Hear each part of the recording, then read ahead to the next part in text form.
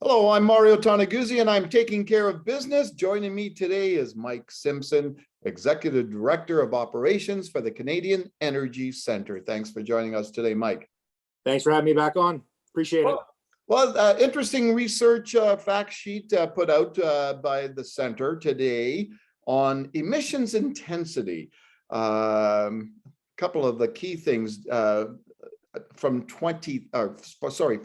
the year 2000, emissions are down about 10% in the overall oil patch and down 23% in the oil sands. Can you talk a little bit about that? Are those surprising results to you? Good results? What would you say about them? Well, I think they're good results. Obviously, I think what's important. So the last couple of times I've been on, we were talking about the impact of oil and gas from an economic perspective to the country. And we broke it down by region. We had Ontario, BC, Atlantic Canada, and we were showing, how much oil and gas really is so important to our development as a country, GDP, et cetera, jobs. But the critics and the pushback we always get is that, well, okay, it's good for the economy, but the environment, you guys are terrible for the environment, is what they'll say. But what we're showing here today is that not only is the industry in Canada, led by Canadian producers, specifically a Suncor, a CNRL, and Cenovus, who are the only ones really that are in the oil sands, but they're pushing this research and development, and they're bringing that emissions per barrel intensity amount down, which is really, really important.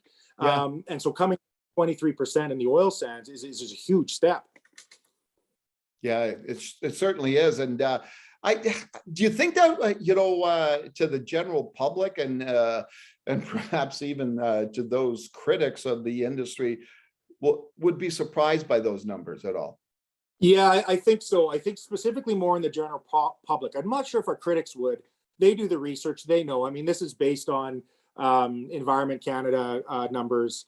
A lot of our critics like to go back to 1990. We picked the baseline of 2000 because before 2000, the oil sands really weren't on that trajectory. It really started picking up in 2000. Lots of good government policies in the 90s brought that forward, both provincially and federally. And so I think the narrative that's going around about the oil sands, I think a lot of the general public will be surprised. And it's funny, if you get into it from a very technical nature, and my background being in oil sands, is that we have facilities in there. If you think about some of the ones that I was responsible, or my company was responsible for, when you think about Jackfish, which was Devon Energy's. Jackfish 1 is an old facility. It's from, I think, 2008, 2009, somewhere in there. And so as these facilities get older, their intensity should be going up as your oil, the amount of steam you need to make oil goes up. But what we're seeing is it's coming down, which just is a testament to the fact that our companies, our industry takes big steps to make sure that the environmental perspective is looked after. So I think people will be surprised by that. I hope that they're not, but of course they probably will be. But it's good to recognize that our industry is not just standing by and letting this continue. They do the research, they lead, and we believe because of this and the economic impact aside, the environmental commitment from all of our industry shows that we should be the barrel of choice worldwide.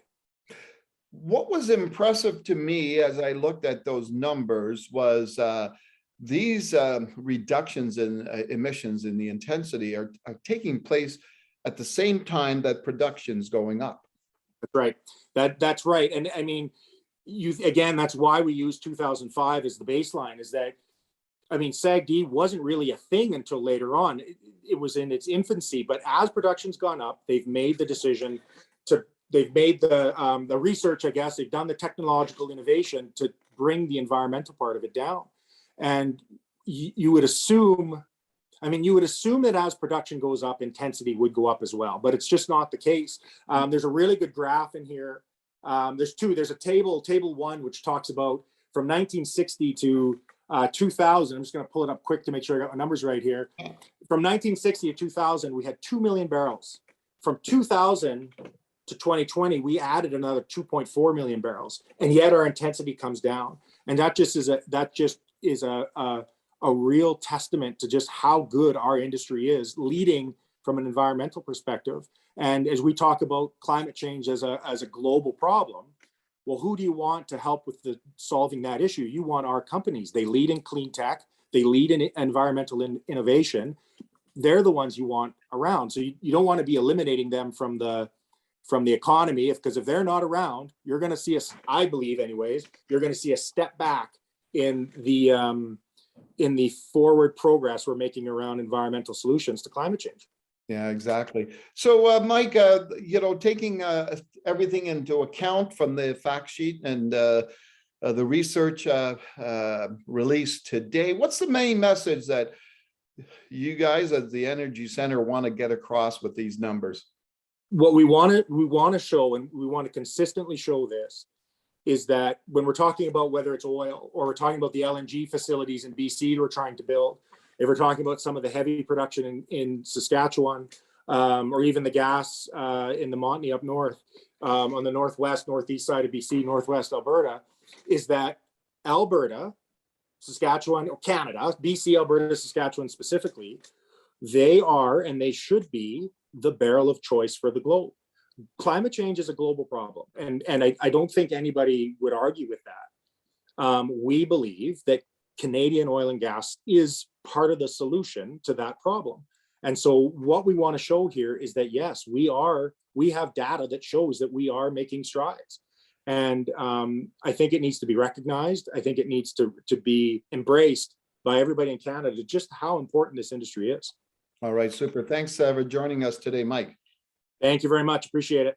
All right, super. That was Mike Simpson, Executive Director of Operations for the Canadian Energy Center. I'm Mario Toneguzzi. This has been Taking Care of Business. Thanks for joining us today.